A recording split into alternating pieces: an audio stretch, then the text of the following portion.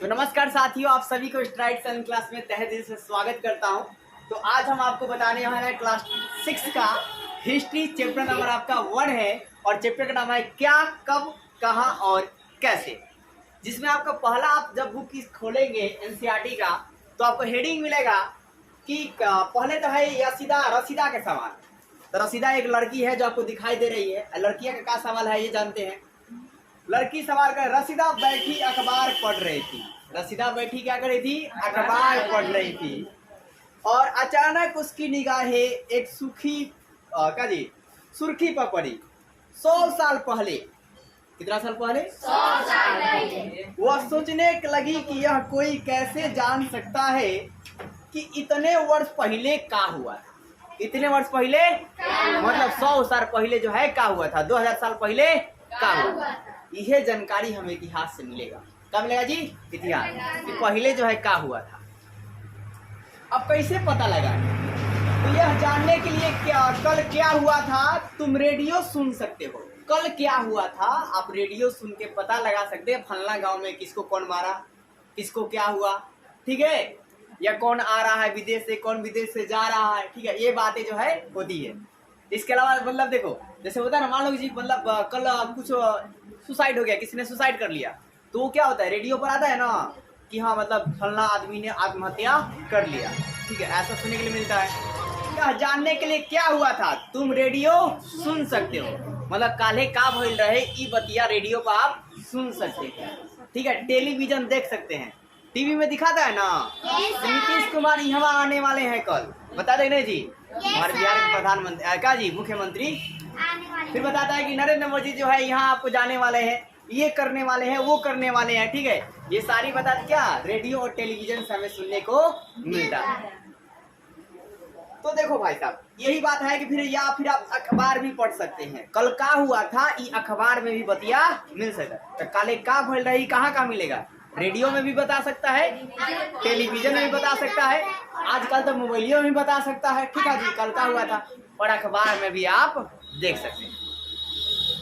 फिर आपका है क्या कि साथ ही जानने के लिए पिछले साल क्या हुआ था तुम किसी ऐसे व्यक्ति से बात कर सकते हो जिससे उस समय की स्मृति हो, मतलब उस समय की उसको जानकारी हो, उस समय की उसे नॉलेज हो। मतलब पहला साल का भइल रहे, पूरा सुखाड़ आयल रहे कि बाढ़ आयल रहे, ये सब जानकारी जो है ना उस आदमी से आप पूछ सकते हैं जिसको जानकारी होगा। तो बताएगा, जैसे आपके पापा वो बता देंगे इसके पहले जो है इतना गर्मी नहीं पड़ता था, इसके पहले इतना ठंडी नहीं पड़ता, इस साल पहले वाला ठंडी से मतलब इस साल ठंडी क्या जी ज्यादा पड़ रहा है, गर्मी ज्यादा पड़ रहा है, ऐसा लोग बताते हैं ना। अब देखिए, लेकिन बहुत पहले क्या हुआ था ये कैसे जाना जा सके? एक साल पहले तो बता दिया आपके घर वाला, ठीक है। बहुत पहले साल पहले क्या हुआ था, वो तो आपके पिताजी नहीं थे, मान लो 1000 साल पहले पिताजी थे नहीं थे, कुछ दूसरा में जन्म हुआ होगा। तो देखो, अब आते उसी के बारे में, दूसरा टॉपिक है आपका कि अतीत के बारे में हम क्या जान सकते हैं। और यहीं से आपका जो इम्पोर्टेंट पॉइंटों को याद रखना है कि अतीत के लोग जो है क्या करते थे, क्या खाते थे, क्या पीते थे, क्या पहनते थे, क्या नाचते थे, कैसे नाचते थे, ठीक है। ये सारी बातें जो हमें जानकारियां मिलती है।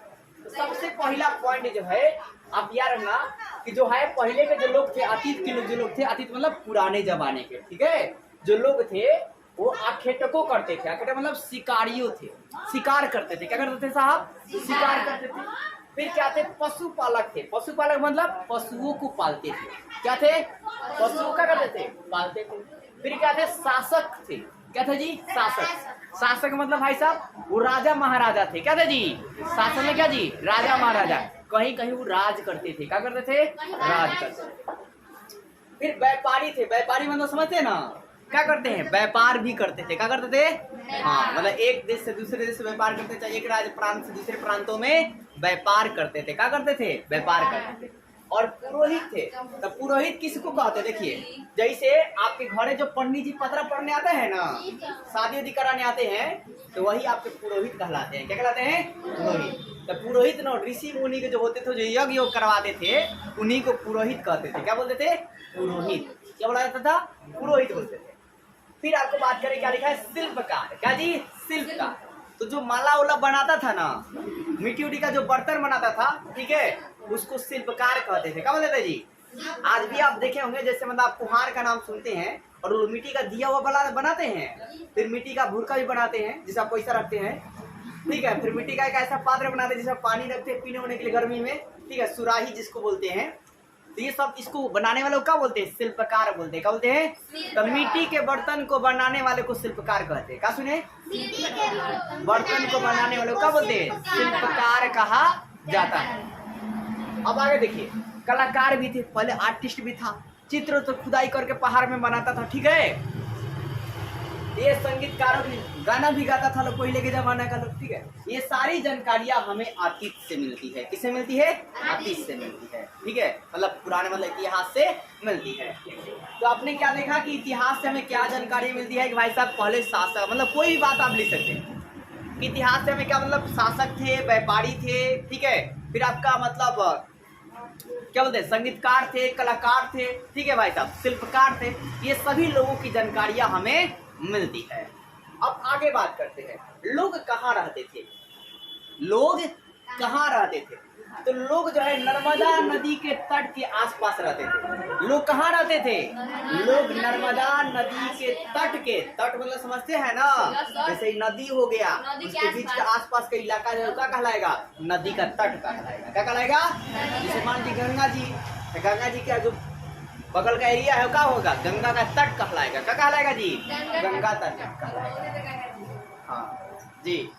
तो देखिए, लोग जो है कहाँ रहते थे जी? नर्मदा नदी के तट के आसपास रहते थे। कहाँ रहते थे? नर्मदा नदी के तट के आसपास रहते थे। तो लोग कहाँ रहते थे? नर्मदा नदी के तट के आसपास रहते थे। लोग कहाँ रहते थे? नर्मदा नदी के तट के आसपास रहते थे। और जो कुछ लोग थे ना, वो कुशल संग्राहक थे। कैसे थे? कुशल संग्राहक। अब कुशल संग्राहक मतलब हैप्पी, कुशल मतलब हैप्पी, खुश रहने वाला। और क्या संग्राहक भाई साहब? संग्राहक मतलब इकट्ठा करने वाला। क्या जी? इकट्ठा करने वाला, चीजों को इकट्ठा करने वाला, ठीक है। तो कुशल संग्राहक थे। अब देखो, ये आसपास के जो जंगल था ना, उससे परिचित थे। जो आपका नर्मदा नदी घाटी था, नर्मदा नदी थी, उसके आसपास जो जंगल था ना, उसके बारे में ये लोग क्या था? जानता था। और जो लोग जानता था ना, वही कुशल संग्राहक था। वही क्या था? कुशल संग्राहक था। बोला कैसे? वो जंगल में एकदम जानता था, अरे यहाँ फल है, यहाँ आम है, यहाँ सेब है, यहाँ फलना है, नींगना है, तो सब चीज उससे क्या मिल जाएगा जी? मिल जाएगा। तो तोड़ के ले आएगा, खाएगा, हैप्पी रहेगा, खुश रहेगा, ठीक है। वही बात है। वो जंगल से क्या था जी? परिचित था कि जंगल में कहाँ पर क्या है, ठीक है। फिर कहाँ पर किस मतलब वो शिकार भी करता था। वो क्या करता था जी? शिकार भी, मतलब चीजों को लोग मतलब छोटे जो जानवर थे उनको मारता भी था और उनके मांस को भी खाता था। तो देखो, इन जंगलों से भोजन प्राप्त करते थे। क्या प्राप्त करते थे? भोजन मतलब फल और पत्ता होता है, ये सब चीज जो है प्राप्त करते थे। तथा आखेट भी करते थे। आखेट मतलब शिकार करते थे। आखेट मतलब शिकार करना। आखेट मतलब शिकार करना, मतलब छोटे छोटे जानवरों को मारते भी थे और उसके बाद उसका खाल जो है पहनते थे और फिर उसके बाद क्या जी? उसको खाते भी, ठीक है। तो पूछा जाएगा कि जो है लोग कहाँ रहते थे? तो नर्मदा नदी के तट के आसपास रहते थे। और लोग जो है, कुछ लोग क्या थे? कुशल संग्राहक थे। क्या थे? कुशल संग्राहक। मतलब भाई साहब वो आसपास के जंगल को जानते थे और वह जंगल से भोजन को प्राप्त करते थे। भोजन क्या जी? जंगल से क्या करते थे? भोजन प्राप्त करते थे। और क्या करते हैं? आखेट भी करते। आखेट मतलब शिकार करते थे। आखेट मतलब शिकार करते थे। फिर भाई साहब ये बात है इम्पोर्टेंट बात क्या है कि उत्तर पश्चिम के सुलेमान और किरथर की पहाड़ी में, मतलब उत्तर पश्चिम का इलाका जो है, आप अपने किताब के मैप में देख सकते हैं कि उत्तर पश्चिम का जो इलाका जो है, ठीक है। अब सबसे पहले एक बार आप मैप पर नजर डाल लीजिए अगर आप अच्छे एग्जाम की तैयारी करना चाहते हैं तो। देखिए, तो देखो साहब, है क्या कि उत्तर पश्चिम के सुलेमान और किरथर की क्या जी? पहाड़ी में। कौन इलाका है? उत्तर पश्चिम के सुलेमान और किरथर की पहाड़ी। क्या सुना दिया? उत्तर पश्चिम के क्या जी? सुलेमान और किरथर की पहाड़ी में। आपका है क्या कि 8000, देखो के मतलब क्या होता है? हजार। के मतलब हजार। अब इसी मतलब 8000 साल पहले। 8000 साल पहले, ठीक है। 8000 साल क्या जी? पहले। 8000 साल पहले जो है, सबसे पहले गेहूं और जौ जैसे फसलों का उपजाना प्रारंभ किया गया। तो आपसे पूछा जाएगा कि आज से लगभग 8000 साल पहले किस फसलों को उपजाना प्रारंभ किया गया? गेहूं और जौ। कौन जी? गेहूं और जौ। और किस नदी के तट के आस पर उपजाया गया? नर्मदा नदी के तट पर। किस नदी के आसपास जी? नर्मदा नदी के तट के आसपास। और नर्मदा नदी के तट पर जो आसपास बसे थे वो लोग क्या करते थे? तो वो जंगलों के आसपास से कुछ लोग क्या थे? परिचित थे। वो कुशल संग्राहक थे। वह भोजन इकट्ठा करते थे, शिकार उकार करते थे। अब आगे देखिए, ये लोग जो है कहाँ रहते थे? गाँवों में रहते थे। कहाँ रहते थे? तो वो जो नर्मदा नदी के आसपास के जो लोग थे वो कहाँ रहते थे? गाँव में। कहाँ रहते थे? गाँव में रहते थे। फिर वो लोग क्या पालते थे? देखो, वो गाय, बैल, भेड़, बकरी और बकरी इत्यादि का किया जी? पालतू बनाया। तो पालतू किसको बनाया? गाय को, बैल को, भेड़ को, बकरी को पालतू पशु जो है बनाया। मतलब उसे पालने लगे। उसे क्या जी? पालने लगे। और फिर उसके दूध को उन्होंने निकालने लगे और दूध से उसको अपना सेवन जो है भरण पोषण करने लगे। ठीक है। फिर बैल से उन्होंने हल जोतना उतना चालू कर दिया, खेती उती करना जो क्या जी चालू कर दिया। तो उम्मीद करता हूं कि आपको ये क्लास 6 की ये छोटी सी वीडियो आपको अच्छी लगी होगी। और वीडियो अच्छी लगी तो वीडियो को लाइक कीजिए और चैनल को सब्सक्राइब कीजिए और ज्यादा शेयर कीजिए। मिलते हैं हम लोग नेक्स्ट वीडियो में नेक्स्ट टॉपिक के साथ। जय हिंद, जय भारत। घंटों नहीं बजाएंगे। टन टन टन टन बजा दीजिए। टन टन टन टन टन।